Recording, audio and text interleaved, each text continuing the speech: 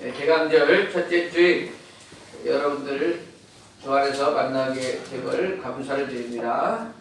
축복합니다. 아멘. 추수감사절 이후에 이 대강절 예수님 오신 성탄절 앞두고 4주간을 대림절 또는 대강절 이렇게 부르는데, 이 대강절 첫 번째 주일 교회력으로 치면 오늘이 새해 첫날이 되는 거예요. 그러니까 우리가 1월 1일 날 새해가 시작되지만 교회력에서는 대강절서부터 한 해가 시작되는 겁니다. 교회력으로 보면 이번 주가 첫 시작하는 겁니다. 대강절에는 앞에 보이듯이 색깔로는 이제 보라색을 나타내게 됩니다. 우리 이 땅에 오신 아기 예수님을 기다리는 기간이에요. 다시 오실 예수님을 대망하며 준비하며 기다리는 기간이에요. 이런 대강절 기간을 잘 마음으로 준비하며 또 이렇게 경건하게 살아가는 여러분 되시기를 바랍니다. 하나님의 말씀대로라고 하는 제목을 가지고 열왕기상 17장 1절 이하의 말씀을 가지고 이제 특별히 엘리야에 관한 내용을 말씀드리려고 하는데, 오늘 엘리야가 오늘 본문에서 시작해서 열왕기하 2장까지 계속해서 엘리야의 모습이 나오는데, 오늘 처음으로 엘리야가 본문에 등장합니다. 그런데 엘리야가 어떻게 나왔는지 어떤 일을 했는지 배경이 전혀 없습니다.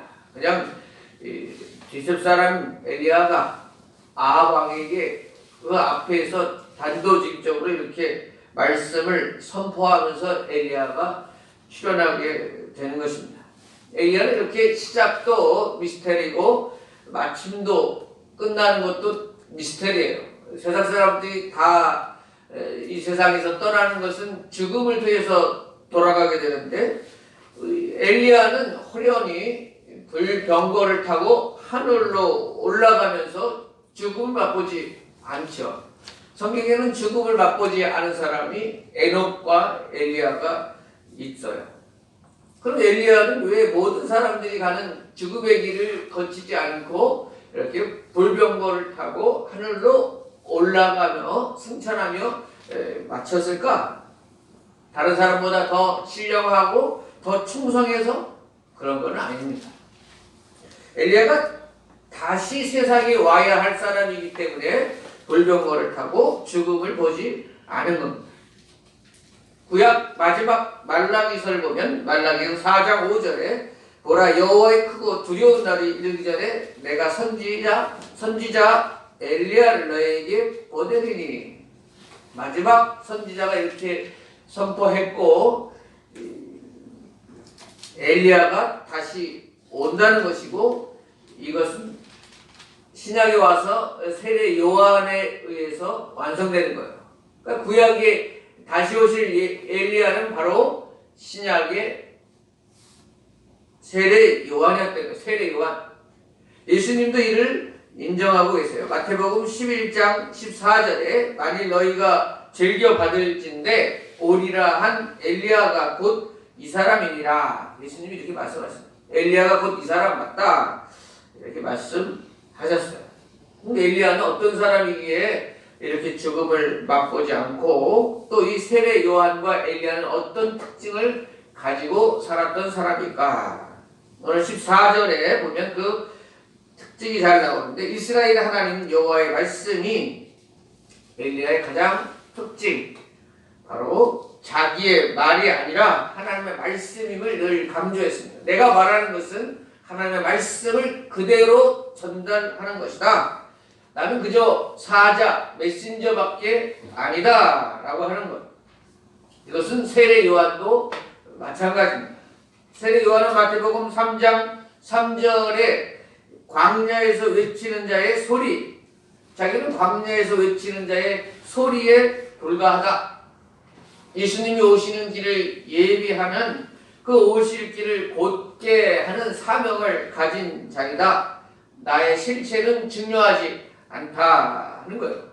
그 사람들에게 예수님을 영접하기에 알맞도록 회개를 선포하고 세례를 받게 하고 광야에서 외치는 자의 소리로서만 역할을 감당하다가 떠나가겠다. 나는 아무것도 아니다. 나는 예수님의 신발끈 풀기도 그 감당하기도 감당치 못할 자이다 라고 하는 것.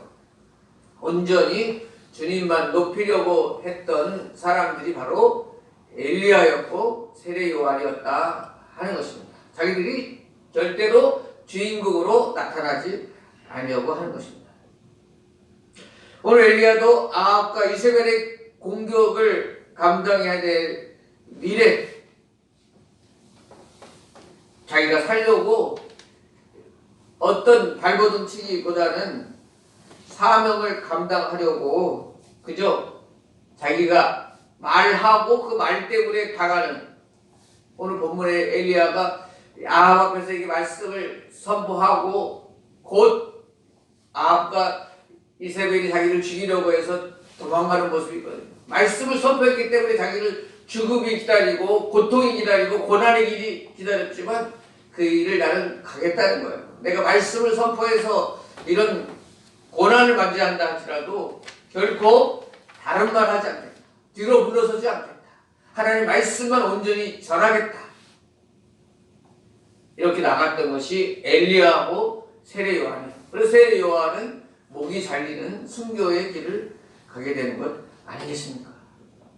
주의 종들이 참 우리 이런 모습을 본봐야 하는 것입니다. 존귀 영광 주님 홀로 받으소서. 멸시천대 십자가는 제가 지고 가겠습니다. 이 신혼 고백이 우리에게 있어야 됩니다. 주님께로 돌아갈 영광을 가로채는 어리석, 주님의 명예보다는 내 명예, 내 유익을 위해서 앞서는 그런 종들이 아니에요. 존귀 영광, 모든 영광 주님 받으십시오. 저는 그저 그림자로 광야에서 외치는 소리와 같이 주님을 위해 힘쓰고 저는 조용히 사라지겠습니다. 이런 종들의 자세가 우리 모두가 되어야 하는 것입니다.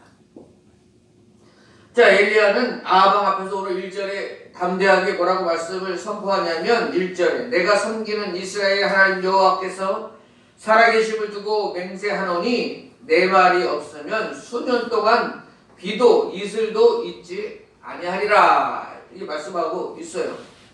내 말이 없으면 엘리야의 말이죠.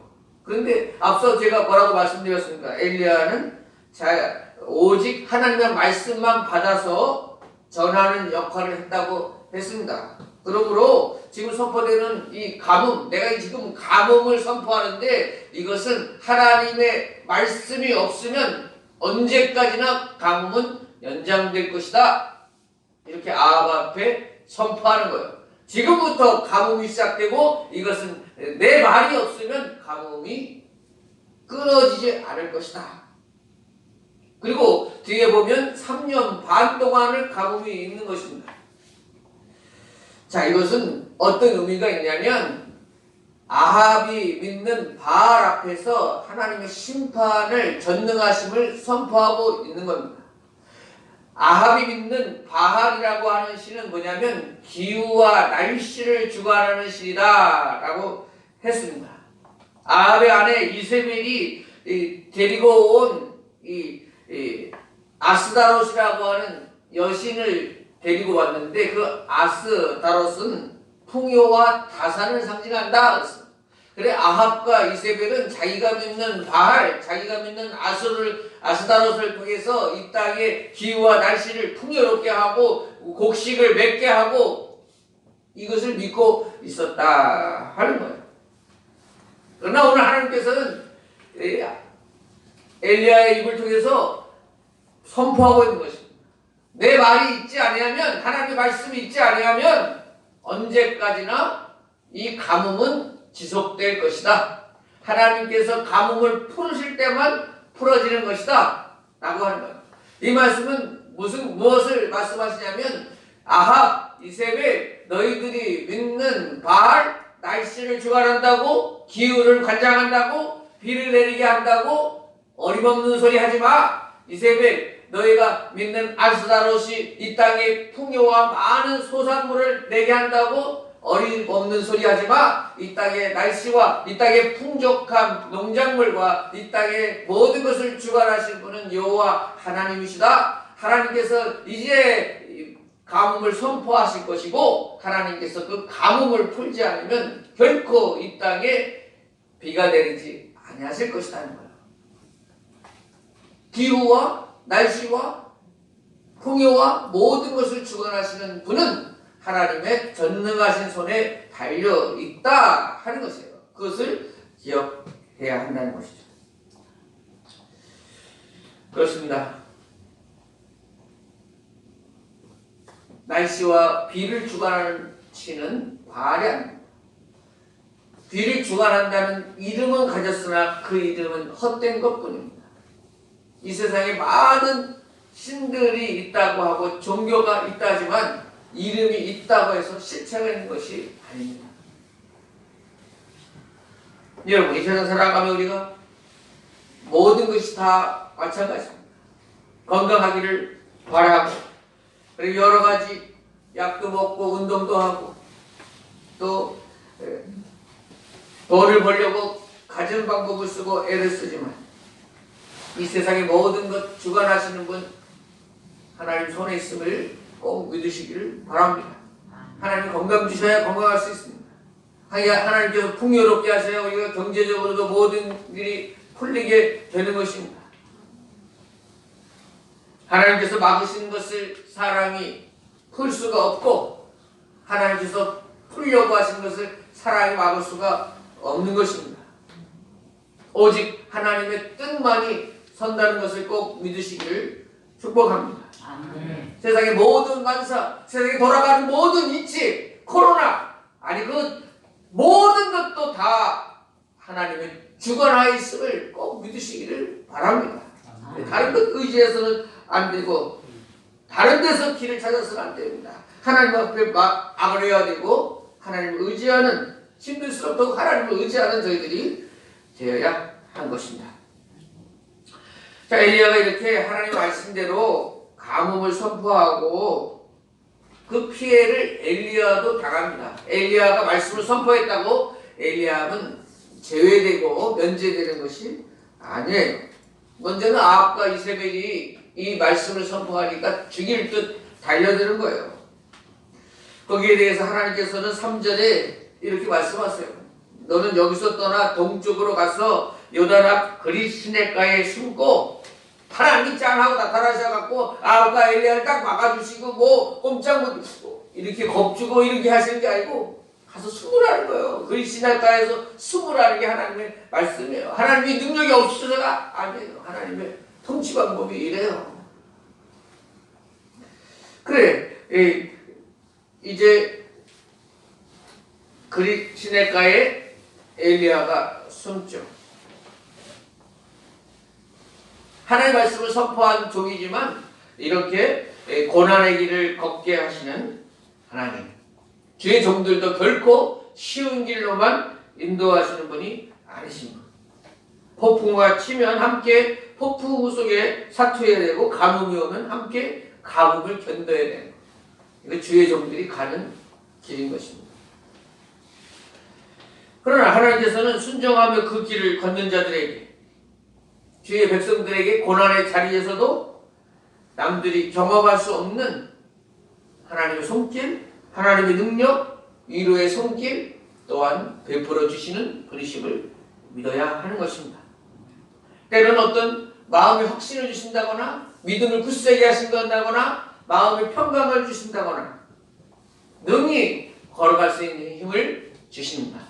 코로나 같은 상황 속에서 다 같이 어려움을 당하지만 그 속에서 하나님은 주의 종들, 주의 백성들에게 남들이 깨닫지 못하는 것, 남들이 볼 수 없는 것, 남들이 만질 수 없는 것, 하나님 특별한 은혜를 베풀어 주시는 분이시라는 것입니다.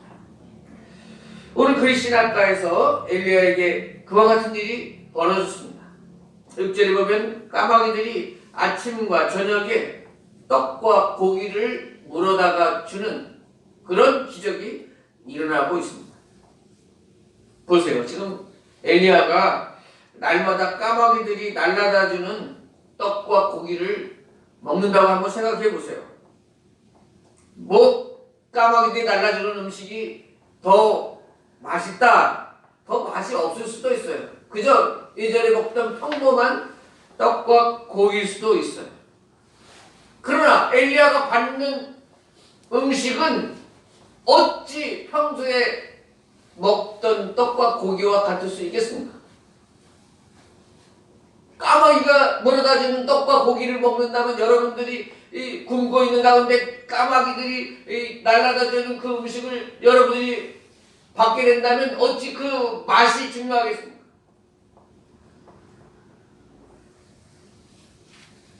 그 떡과 고기를 통해서 하나님의 능력을 체험하는 것입니다.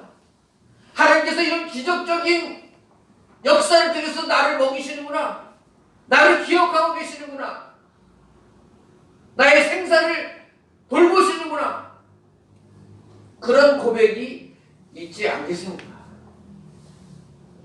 그래서 하나님께서는 주의 종들에게 위로하시고 새 힘을 주시고, 지금은 이렇게 힘든 그의 시내가에 숨어 지내야 되는 지경이지만 이것은 너 혼자 피해와 있고 너 혼자 어려움을 당는 시기가 아니고 하나님이 함께 하시고 하나님이 여전히 돕고 계심을 깨달으라, 이를 통하여 새 힘을 얻으라, 이런 말씀이 아니겠습니까?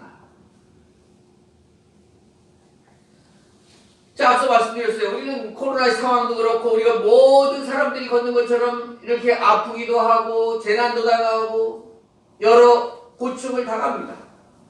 세상 사람들은 뭐 우리와 별다른 게 뭐 있느냐?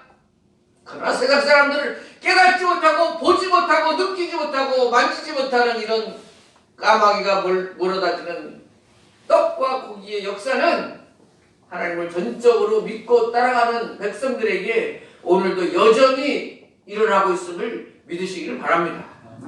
소설처럼 또는 무슨 판타지 환상 소설처럼 이렇게 일어나는 것이 아닙니다.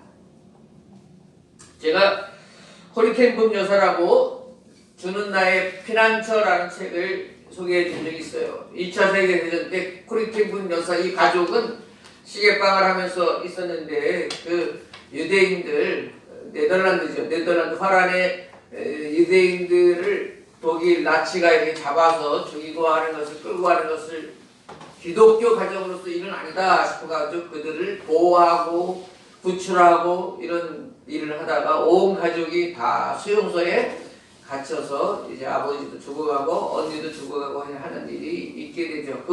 그곳에 겪었던 일들을 쓴 책이 주는 나의 피난처라는 책입니다. 그 가운데에 이 대목이 나옵니다. 그 언니와 함께 이제 샅샅이 뒤져서 이렇게 들어가는데 하나님께서 그 감시원들이 보이지 않게 그 오일병 여러 가지 용도로 쓰이는 오일병은 이상하게 뺏기지 않고 끝까지 가지고 들어가죠. 그곳에서 생활하면서 그 필요한 그 오일이 그때 쓰면 쓸수록 달아지지 않는 거야, 없어지지 않는 거야. 언니가 야 여기 나오면서 공기와 증폭해서 이런가 무슨 일이 있는가? 하나님께서 하셨다고 우리 믿자. 언니 왜 이렇게 이런저런 다른 방법으로 과학적으로 왜 이렇게 생각해? 하나님이 하셨잖아. 이런 대목이라 할렐루야 하면서 하나님이 이 오늘 본문에 사렙다 가부의 그 떡 반죽 그릇과 그 기름병이 마르지 않은 것처럼 그런 역사, 오늘 이렇게 엘리야에게 떡과 고기를 물러다주는 까마귀의 역사, 까마귀가 물고 오는 역사, 이 소설이구나, 이 허무맹랑하구나? 아닙니다. 얼마든지 이 시대에도 오늘날에도 여러분들에게도 우리 교회에도 일어날 수 있음을 믿으시기를 바랍니다. 아멘.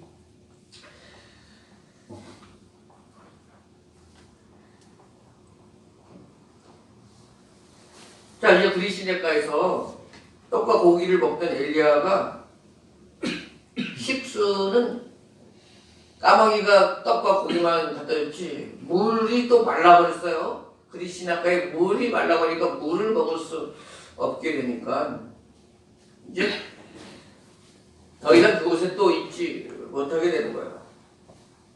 하나님은 그때의 구절에 시돈에 사는 사르밧 과부에게 가서 머물라 다시 하나님 명령이 또 떨어졌습니다. 그곳 과부로부터 먹을 것과 물을 제공케 하시죠. 근데 왜 하나님께서는 세상에 가장 가난한 과부, 이 과부가 어린 아들을 데리고 사는 이 가정은 당시에 가장 가난한 가정입니다. 왜 이곳에 보내어서 하나님을 종을 공개하게 할까요? 그 과부에게 복을 주시기 위함입니다. 과부에게 복을 주시기 위해서 그곳에 보내진 것입니다. 마지막 남은 것을 빼앗으려고 하는 의도가 아닙니다. 이걸 잘 생각해 봐야 됩니다. 우리가 과부의 입장이 될 수도 있는 이 생각 가운데 이제 죽을 지경이란 말이요. 살 길이 없단 말이요. 남은 것이라고는 통에 가루 한 푼밖에 안 남고 병에 기름 조금 있어서 이것 마지막으로 남은 것까지 주워다가 해먹고 이제 죽으려고 하는 그런 찰나란 말이요. 이제 죽는 길밖에는 다른 방법이 없다는 거죠. 아들하고 마지막 남은 거 해먹고 빵 만들어 먹고 다시는 뭐 다른 방법이 없으니까 이제 이렇게 죽겠구나 라고 하는 자리에 난데없이 주의 종이라고 엘리야가 나타나서 말하기를 그 떡 만들면 먼저 나에게 가져와라. 내가 먼저 먹어야 되겠다. 이렇게 명하는 거예요. 여러분, 이 과부 입장에서는 얼마나 어처구니 없는 일이겠어요. 아니, 지금 주의 종이라면 와서 도와주지는 못할 망정 그 남은 떡 하나 그거를 자기가 먼저 먹겠다고 내놓으라고 하는 게 그게 하나님의 종입니까? 버럭 소리 지르지 않겠습니까? 하나님의 종이라면 우리를 도와줘야지. 아니, 하나님의 종이라면 그래 자기 입에 들어갈 떡도 하나 구해 먹지 못하면서 무슨 하나님의 종이라고 놔줘왔느냐고 욕을 해낼지 모르죠. 나도 지금 죽게 생겼는데 같이 죽자고 말이야. 아우성 치고. 이 보통 사람들이 이런 반응이 나오지 않겠습니까? 그 이 과부는 마지막 순간까지 하나님의 말씀을 믿고 있습니다. 지금 이 죽게 된 마지막 순간까지 뭐 한두 끼 어려움을 당했겠어요. 그동안에 얼마나 배가 고프고 열악한 환경 속에서 살아왔겠어요. 그동안 고난과 어려움 속에서 믿음이 저버릴 만한 상황이 얼마나 많았겠어요. 그러나 이 여인은 무엇을 선택한 것입니까? 마지막까지 믿음 잃지 않고 믿음 속에 살아가겠다. 믿음으로 끝까지 가겠다. 이런 자세, 이런 신앙이 있었기 때문에 주의 종을 마지막 남은 떡을 공개할 수 있었던 것입니다. 주님, 제가 지금 죽는 순간이 맞습니다. 이 마지막 떡을 먹고 나면 다음 날이면 굶어 죽을 것 맞습니다. 이 떡 마지막까지 아들에게 먹이고 싶은 마음, 어미의 마음도 맞습니다.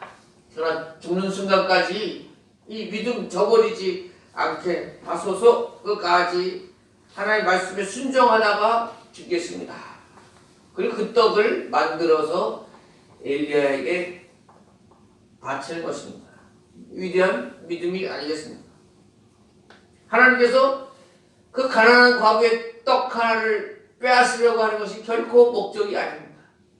하나님께서는 그 과부의 떡을 통해서 그에게 끊이지 않는 축복을 허락해 주시기 위한, 복된 길로 인도하시기 위한 하나님의 계획이었음을 우리는 잘 알고 있습니다.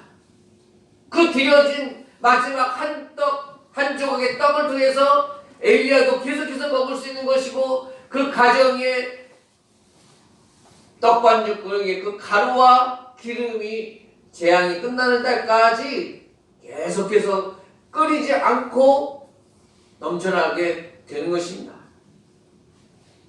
떡 하나의 순종을 통해서 하나님께서는 놀라운 역사, 범프의 한 바가지 그 마중물을 통해서 끝없이 흘러나오는 샘물이 나올 수 있는 것처럼, 그 떡 한 조각, 우리가 가지고 있는 그 떡 한 조각, 여러분에게 저에게 하나님 물어보실 수 있습니다. 사렙다 가부처럼 너는 그 떡 한 조각 마지막 남은 것 나에게 줄 수 있느냐?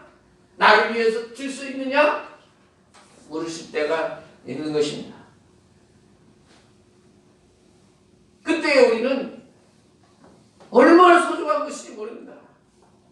우리 아들에게 이 떡이 얼마나 소중한지 주님 아시지 않습니까?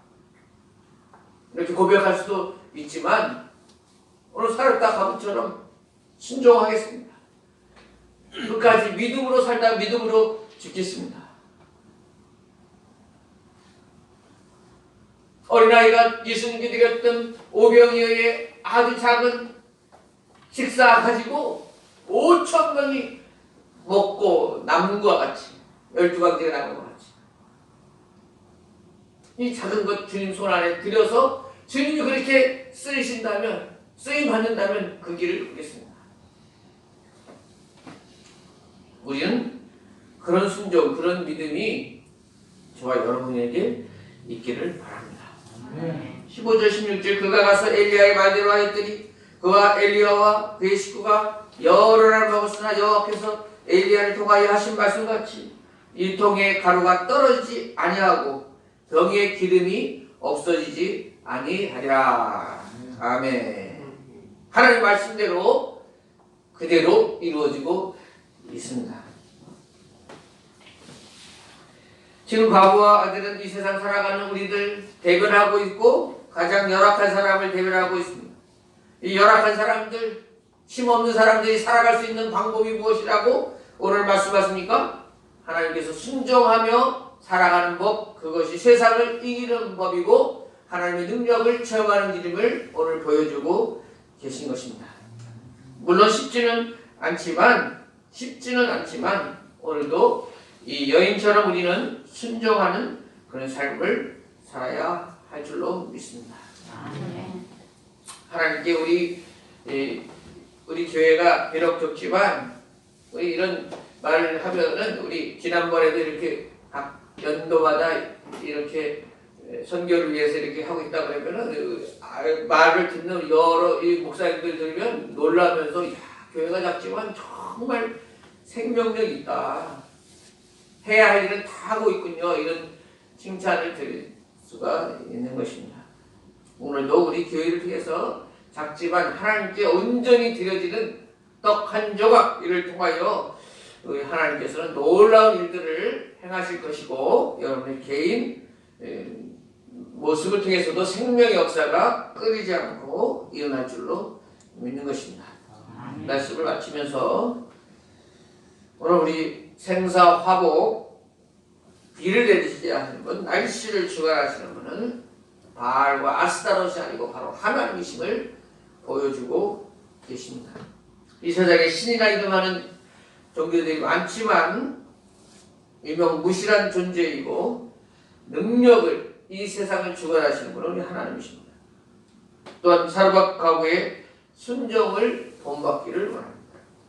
순종할 수 없을 때 그 가지 순종하여 생명이 끊어지지 않을 뿐만 아니라 샘솟듯 피를 통해서 엘리야와 모든 사람들이 먹고 넘치는 능력의 손길이 오늘도 우리의 순종하는 삶, 우리가 주님께 드려지는 작은 떡 한 접을 통해서 놀라운 역사가 우리 대농제기를 통하여 이루어질 줄로 믿습니다. 아멘. 기도하겠습니다. 사랑과 능력의 하나님 아버지, 오늘 엘리야가 까마귀를 통하여 떡과 고기를 먹이시고 사렙당 가구의 밀가루 턱과 기름이 마르지 않았다는 사실이 역사적인 문헌만이 아니요 오늘에도 일으키시는 하나님의 능력임을 믿습니다. 이 세상 비 한 방울도 바울이 내린 것이 바알이 내린 것이 아니요 하나님이 행하심을 믿습니다. 우리 생사화복 주관하시는 하나님 아버지, 코로나 시대로 또 이런 변이가 나타났다고 세상이 어떻게 변할지 모르는 이런 세상을 살아가며 염려와 두려움보다는 주님이 일을 행하신다, 주님이 통치하신다, 주님이 다스린다는 그 믿음 속에 순종의 길을 걷게 하시고 우리의 헌신을 통해 하나님의 능력이 끊이지 않고 마르지 않는 능력의 셈이 우리 가정과 교회를 나라를 통해 넘치게 하여 주옵소서. 예수님의 이름으로 기도드립니다.